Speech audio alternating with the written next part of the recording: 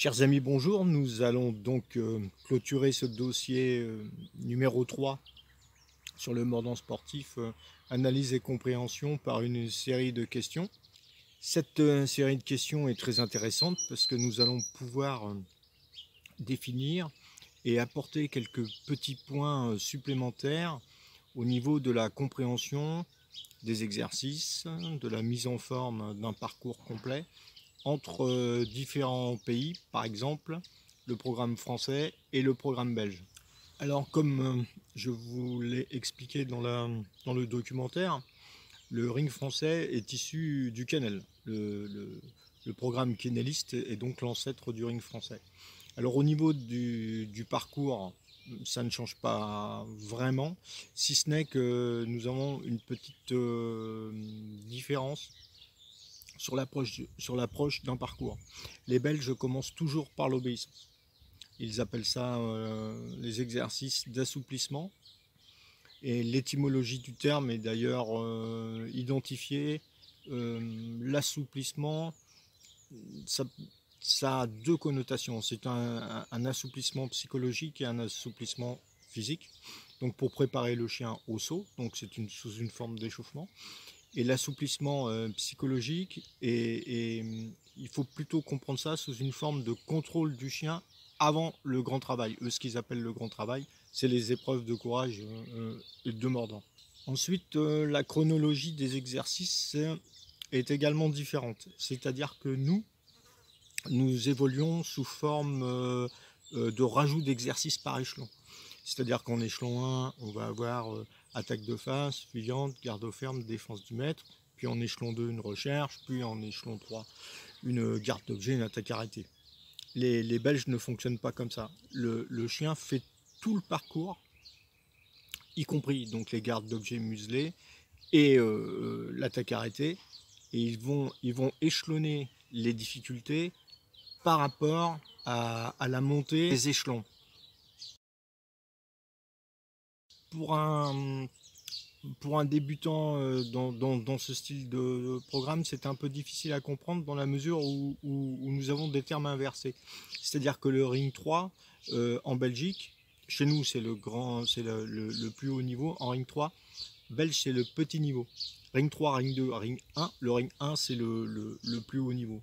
Donc quand on regarde un parcours, il faut bien savoir de quel échelon on parle. Je vois, par exemple, je vais vous raconter une anecdote. Un jour, je montre un parcours à un amateur de ring français et il me dit: ah ben, tu vois, je voyais quelque chose de plus compliqué.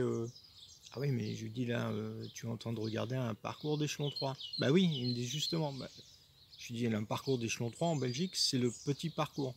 C'est comme si chez nous, tu regardais un ring 1. Ah bon, et il me dit le chien fait tout le parcours. Mais je dis voilà, il fait tout le parcours, y compris casse muselée, attaque arrêtée, etc. Et ensuite, dans l'échelon 2, toutes les variantes que l'on note là sur les exercices vont devenir de plus en plus compliquées jusqu'en échelon 1, où là, le parcours final du Grand Prix va être extrêmement compliqué. Il faut bien comprendre que la chronologie d'un parcours en Belgique est différente quand on le regarde. Nous d'ailleurs, quand on allait voir les compétitions en Belgique, on aimait bien aller voir les échelons 2, puisque dans l'échelon 2, on découvre les futurs champions de demain. Donc c'est très intéressant. Donc sur cette analyse, on constate que obéissance, saut et mordant, le monde du ring a conservé aussi cette structure, cette élaboration d'un circuit. Et enfin, pour revenir à l'anecdote de mon ami là, qui regardait ce parcours, il me dit voilà, donc le chien dès le départ fait tous les exercices. Je dis oui, les mises en place de dressage en Belgique, les gars font absolument tout le circuit pour identifier le potentiel génétique du chien dès le départ. Et ensuite, ils vont monter progressivement les difficultés sur les exercices, parce que comme ce que je vous avais expliqué aussi, il faut bien comprendre que toutes les pénétrations d'artifice et les prises en gueule doivent être liées. Donc ça aussi, c'est très compliqué. Et enfin, sur les caisses muselées, il faut savoir que le fait de mettre une muselière à un chien sur une épreuve de courage, c'est lui enlever un pouvoir. Donc ça aussi, c'est très important de comprendre ça. Nous, jadis, on avait quelques exercices muselés, on a arrêté. Par exemple, on avait une défense du mètre muselé en ring français, on l'a enlevé. On avait eu aussi une ébauche de garde d'objets muselés qu'on a enlevé aussi. Donc nous, on n'a que des exercices de mordant sportif franc. Enfin, une dernière chose sur le comparatif de programme, l'allure générale en Belgique est notée aussi avec une importance alors capitale.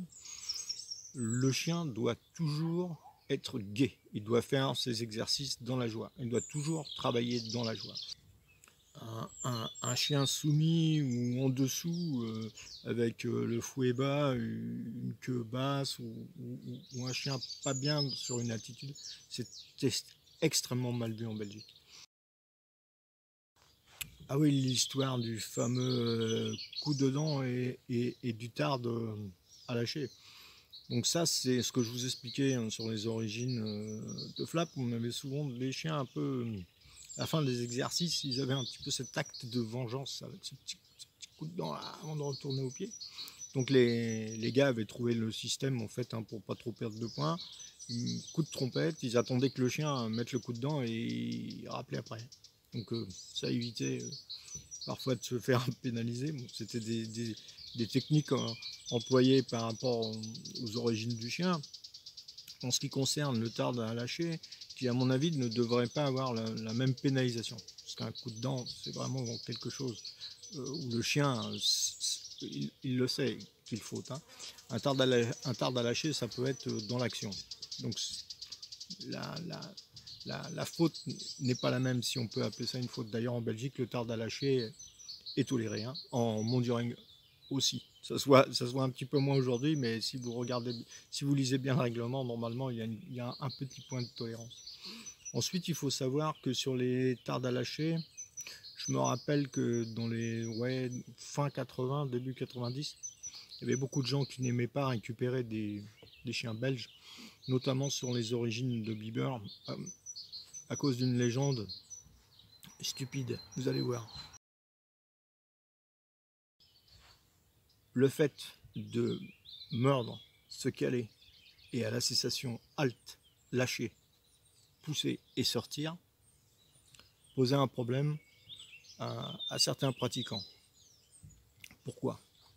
Parce que certains jugent le fait de pousser, analyser ça comme un tarde à lâcher, alors que ce n'est pas un tarde à lâcher. Si vous regardez bien, si vous analysez bien l'étude du comportement du chien sur la cessation, il fait l'effort. Et ça, c'est très très important. 1. Dans la compréhension de l'exercice, il a compris ce que vous lui demandez. 2.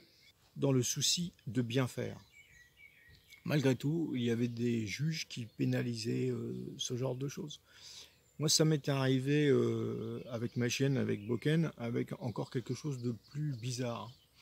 Boken, sur les escortes, en monduring et en ring français, elle avait tendance à coller son nez comme ça sur la jambe, sur la cuisse d'un homme d'attaque, parce que Boken était assez grande, et quand l'homme d'attaque la poussait, elle aussi faisait ça. Et avec la mâchoire, elle poussait comme ça. Donc elle avait souvent le nez qui se relevait comme ça, et elle poussait. Donc quand l'homme d'attaque faisait des changements directionnels, elle aussi, et elle poussait. Et on me comptait ça comme un coup de dent. Je me suis retrouvé avec comment dire, des pointages hallucinants où on mettait 4, 5, 6, 8 coups de dent. Mais un jour, j'ai dit, mais bon sang, c'est pas un coup de dent, ça. Je dis, si vous n'avez pas de pantalon, de costume, vous n'avez pas de marque. un coup de dent, une prise, une morsure, ça vous laisse des traces. Hein. Même vous avez certains chiens belges, même avec un costume, croyez-moi, vous les sentez passer. Hein. Certains chiens français aussi, bien sûr, mais chiens belges, ils ont des très gros costumes. C'est complètement la prise en gueule, elle est complètement différente. Même sur des gros costumes avec des surpoils, vous les sentez. Hein. C'est pour vous dire à quel point, si vous n'avez pas de costume, vous allez sentir la morsure. Donc je dis, mais ce n'est pas un coup de dent, ça. On m'a dit, ah oui, mais quand même, le chien pousse avec le nez. Oui, le chien pousse avec le nez. C'est pas un coup de dent, il est vigilant. La vigilance et la prise instinctive derrière, c'est quand même quelque chose qui est très lié. Qui plus est que s'il pousse en plus et qu'il réussit à avoir une belle prise en gueule, on devrait absolument féliciter ce genre d'attitude chez un chien et non le pénaliser. Nous retrouvons ce genre de dérive en France qui n'existe pas en Belgique. Vous avez par exemple, souvent je vois ça en sélectif, des chiens sur une attaque arrêtée qui tapent gueule ouverte. Un chien qui tape gueule ouverte sur une attaque arrêtée n'est pas mordu. Alors on peut, dans un cas de litige, en général, c'est toujours l'homme d'attaque qui dit mordu, pas mordu. Moi j'ai vu certains hommes d'attaque vraiment indécis. Si vraiment le chien frappe gueule ouverte et que l'homme d'attaque est indécis, que les juges sont indécis, le bénéfice va au chien. Ça a toujours été comme ça. Aujourd'hui en France, on pénalise directement. Il n'y a plus de bénéfice au chien. Et ça, c'est extrêmement triste parce qu'on pénalise la performance. De plus, si vous prenez un ringer consciencieux qui a mis en place son attaque arrêtée et son attaque de face, comme ce que je vous ai expliqué avec des retours gagnants ou des choses comme ça, il sait si l'arrêté elle est mordue ou pas dans la façon dont son chien va revenir au pied. Si le chien a fauté, il va avoir une attitude complètement différente d'une attitude d'un chien qui revient très vite et puis qui se remet en place pour repartir à l'attaque, où là, il n'y a pas de doute, le chien n'a pas mordu. D'ailleurs, et c'est assez étonnant parce qu'on ne voit pas ce genre de choses non plus en Belgique.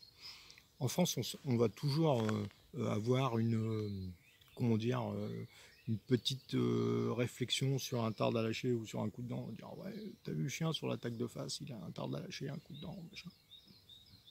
Personne ne parle de l'attaque, de l'entrée d'attaque. Ça, c'est assez hallucinant quand même. Personnellement, je préfère un chien qui va vite, qui pousse, qui ne se fait pas esquiver, qui fait vraiment l'effort d'attraper l'homme d'attaque. Wow, tout de suite, plutôt qu'un chien qui a un tard à lâcher ou un tard à décrocher. C'est très secondaire dans la génétique, ça. Alors qu'un chien qui frappe d'entrée et qui prend l'homme d'attaque tout de suite, ça c'est très important. En France, nous avons une esquive. Nous sommes le seul pays à avoir une esquive. C'est quand même pas quelque chose à prendre à la légère. Sur les pénalités au niveau de l'esquive, l'esquive était à un demi-point. Vous vous rendez compte, c'est ridicule, quoi. On est passé à un point, on est au niveau du mâchonnage. Le chien qui mâchonne l'objet perd un point, le chien qui se fait esquiver perd un point. Vous vous rendez compte le ridicule de la situation. Une esquive, c'est très important. On peut noter l'instinct de prédation, la valeur du chien, le courage, sa vitesse, son entrée. On peut tout analyser sur une esquive. Au jour d'aujourd'hui, on prend un chien qui se fait esquiver par rapport à un chien qui ne se fait pas esquiver sur une note d'arrêté. Vous voyez la différence entre un chien qui, dans sa tête, a un petit doute, attaque de face, pas attaque de face. Vous savez, aujourd'hui, les dresseurs mettent vraiment bien ce genre de choses-là en place. On devrait vraiment rectifier cette attitude sur l'attaque arrêtée et sur l'attaque de face avec une esquive. Parce que les deux chiens, le chien qui prend d'entrée et qui réussit une belle attaque arrêtée derrière, ce ne sont pas les mêmes chiens. Alors voilà mes amis, pour cette première salve de questions, j'ai pensé qu'il serait plus intéressant de traduire plusieurs questions, d'amener les précisions et d'entrecouper le questionnaire avec un petit documentaire sur un concours ancien, français ou belge, de telle façon de ne pas être trop redondant dans l'émission, sur les explicatifs. Donc si cette formule vous intéresse, ben, vous me le faites savoir. Au contraire, si vous préférez une réponse à toutes les questions d'un bloc, pas de problème. Je ferai comme vous voudrez. Le tout, c'est de me le notifier sous la vidéo, dans la page commentaire. Et je ferai selon le choix, on va dire, démocratique, hein, de ce qui vous intéresse. Pour ce premier volet, je vais vous emmener dans les années 91, dans la région centre, pour un concours très intéressant, jugé par Monsieur Boutrige avec deux très bons hommes d'attaque, Monsieur Laurent Billard en costume bleu et Monsieur Patrick Joly en costume blanc et rouge. Vous pourrez revoir donc des concours un peu old school, hein, avec la fameuse fuyante courbée, avec un petit barrage arrière comme on avait, les sauts à l'ancienne, les tentations de mordant à l'arrêté, des petites filouteries comme ça qui étaient intéressantes à cette époque. On les a pas au sol, hein, bien sûr, et puis donc à l'époque, ils n'ont pas été positionnés un petit peu pareil, hein, à la filou, un peu comme ça. C'était marrant. Je me rappelle que dans un concours comme ça, il y avait un juge qui avait mis une baguette de pain à l'en avant pour que le chien il croit, s'imagine que c'est son boudin, chose comme ça. Les mecs, ils sont allés un petit peu loin. C'était rigolo. Bon, ben là, ce que vous allez surtout apprécier, c'est la qualité des chiens représentés.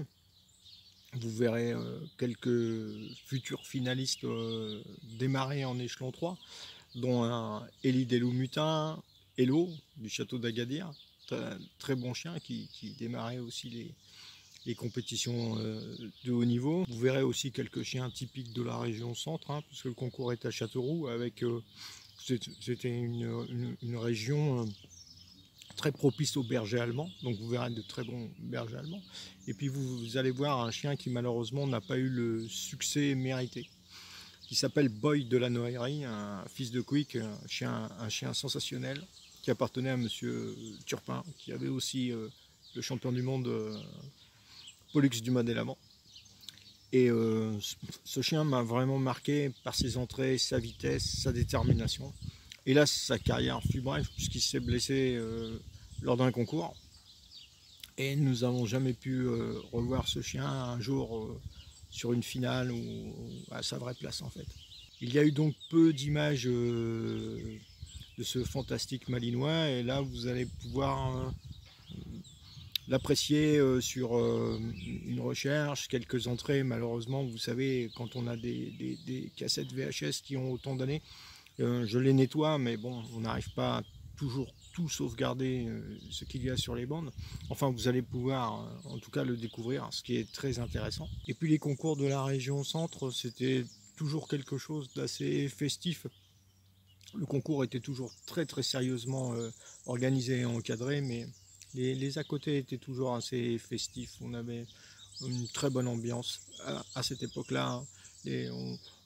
Outre les gens de la région centre qui venaient jouer, on avait aussi des Bretons, on avait des gens d'Auvergne qui venaient.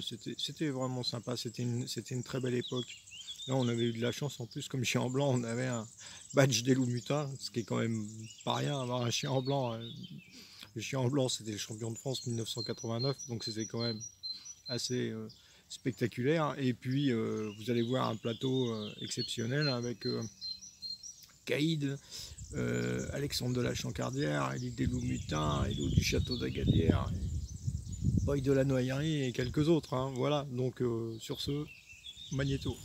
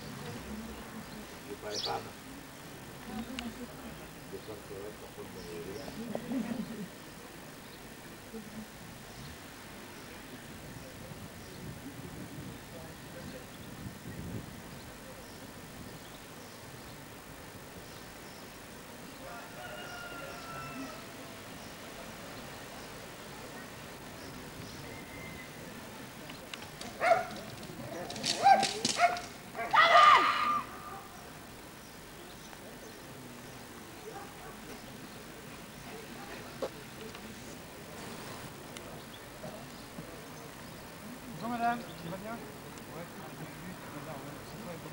au revoir madame. Au revoir.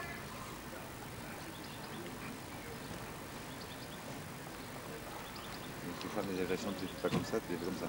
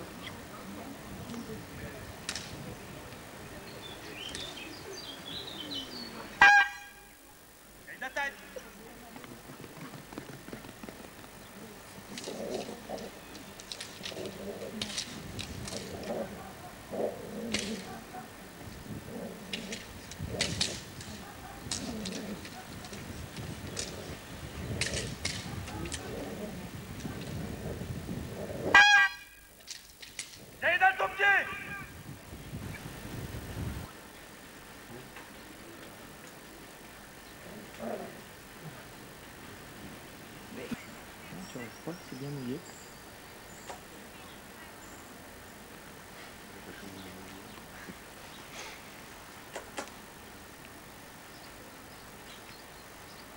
Toujours derrière le chien. Du beau. Ça va.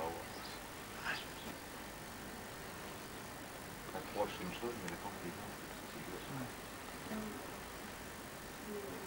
Oh, dommage, putain. C'était bien fait. Ouais, ouais. deuxième sur l'objet, bon. Hein? C'est dans la boîte. Hein. Ça ne pourra Ah pas ouais. être repris. Demain, on lui fait passer la cassette et tu vas voir. Ça remarque. Moins un point grand.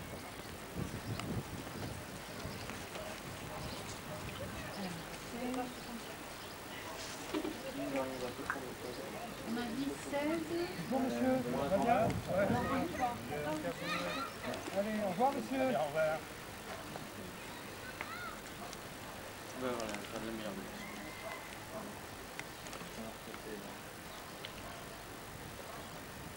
C'est long.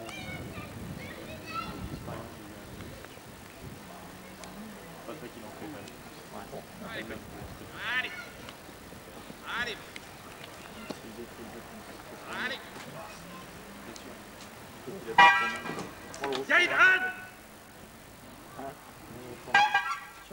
Gaïd au pied. Un décroché rapide. Moi je suis plus concerné. Va bouger.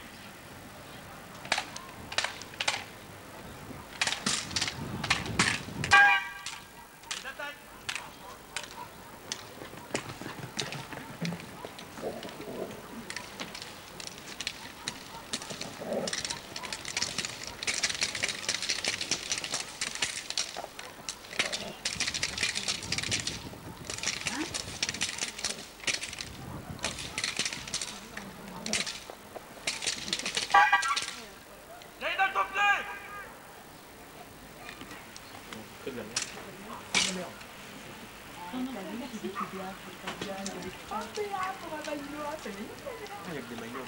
Mais non, regarde, il y avait des... Regarde les pointages aussi.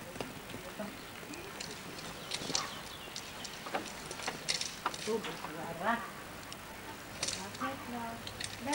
Ah oui, mais attends, c'est quelque chose qui donne. Et puis avec mes lunettes de Bien sûr, tu savais pas.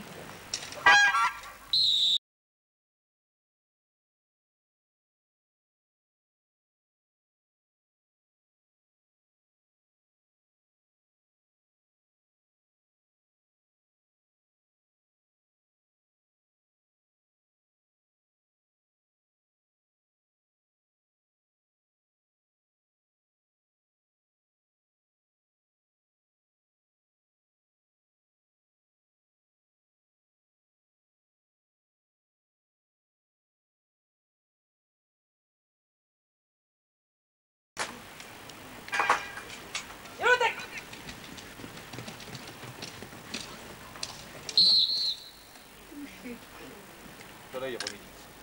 Oui, c'est vrai. Oh, les mecs de ce matin, on Vous avez vu ça dans les gouttes? Oh, bien.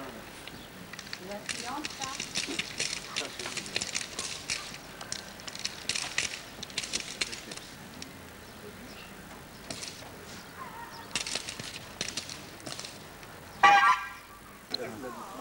Je fais. Arrête.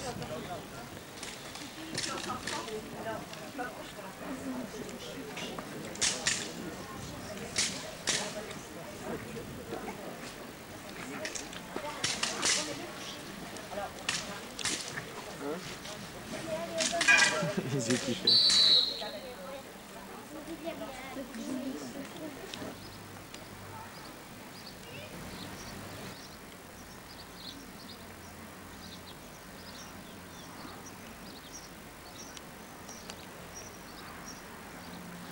Là, il l'a mis un peu dans le doute. Je veux direct là.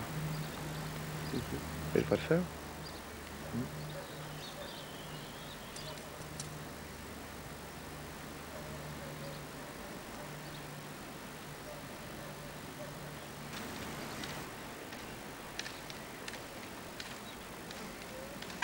Excellent!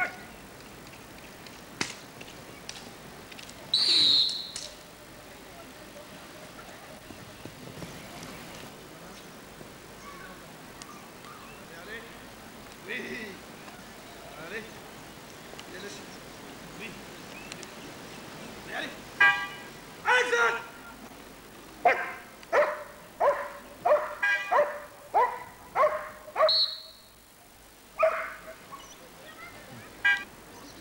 Tu prends billard, tu restes sur billard.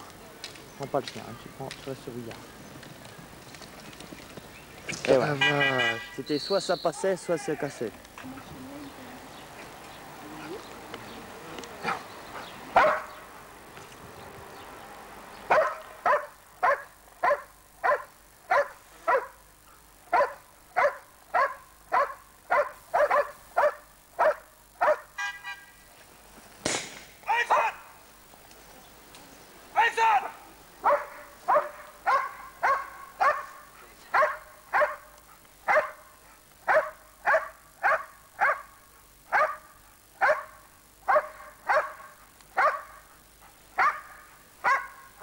Putain, il est où lui?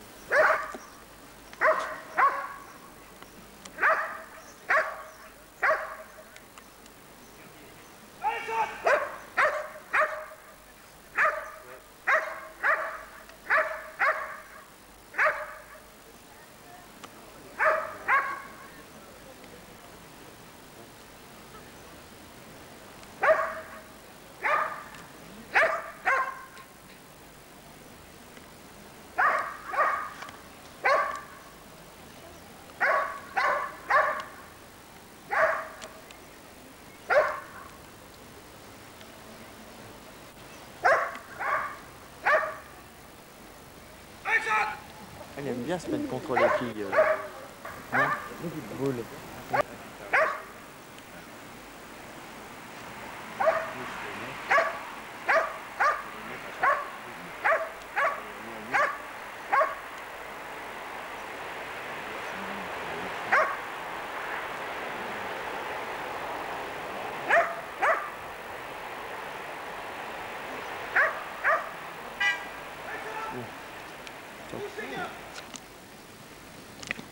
Ouais, bien. Elle est passée celle-là.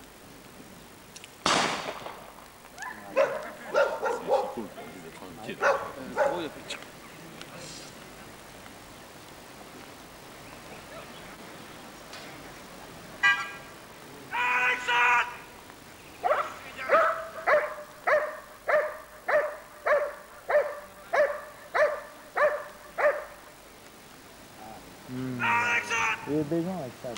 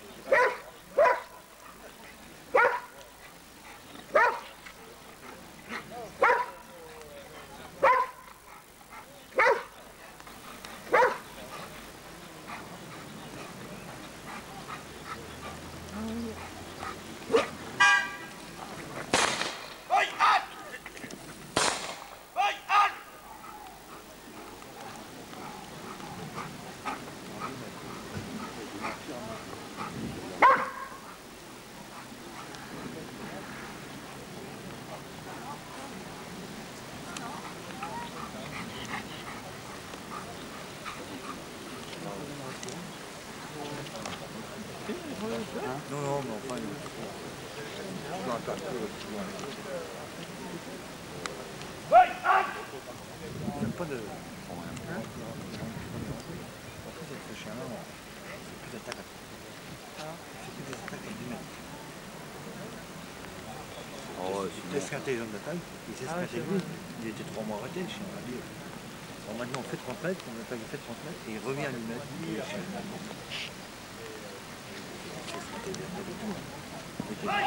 Il était 3 mois arrêté.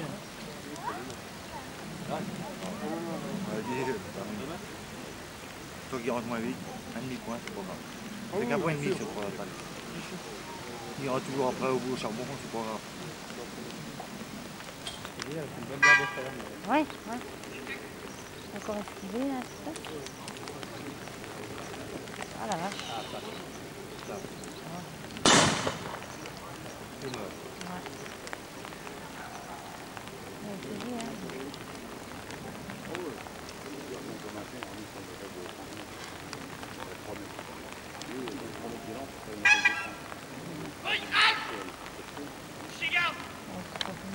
Oh, c'est mieux. C'est mieux. C'est là qu'il faut C'est mal, là. Non, c'est mieux quand même. C'est là qu'il faut faire. C'est mieux de porter. Ah ouais.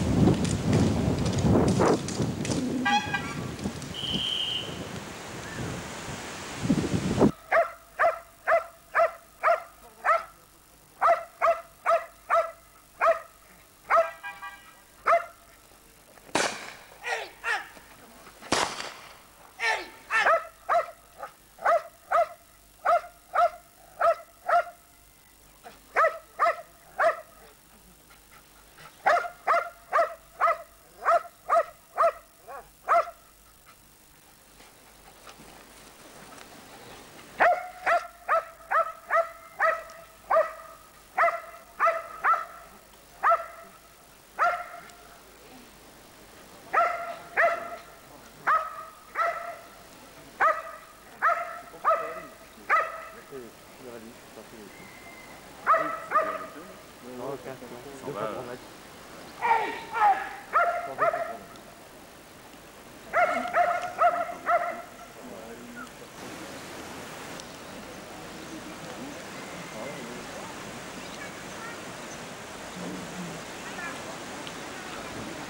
Après, quelqu'un, ça sert à rien.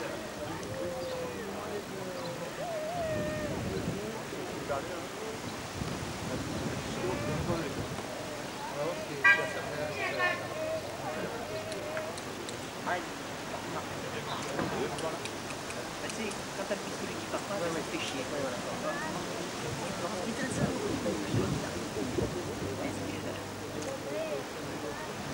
Non, on l'a bien vu un peu. Prends du frigo, le chien, il est déjà fort.